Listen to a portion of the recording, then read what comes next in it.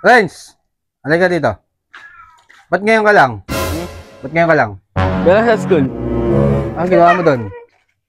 Nag-pageant sa Pilipino. Pageant? Pinuha ko escort eh. Escort? Anong subject? Pilipino. Ikaw, kinuha ang escort? Pinanganak na gwapo. Bakit? Iniisip ko kung paano ka nakuha ang escort. Siyempre, ang pogi ko. Ah, hindi. Alam ko na. Nasa katangian mo pagiging Pilipino. Bakit? Pango. Makapal yung labi. Maitim. Kaya ka pala ikaw kinuha.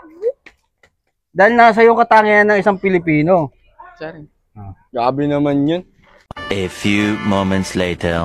Hindi ko alam kung kanino ka nagmana eh. Lo, lahi mo pang-escort Iwa mo ng escort. Aba, siyempre pogi. Alam mo kung saan? Sa Pilipino. Wow, siyempre Pinoy. Siyempre, nasa kanya yung katangian ng pagiging Pilipino eh.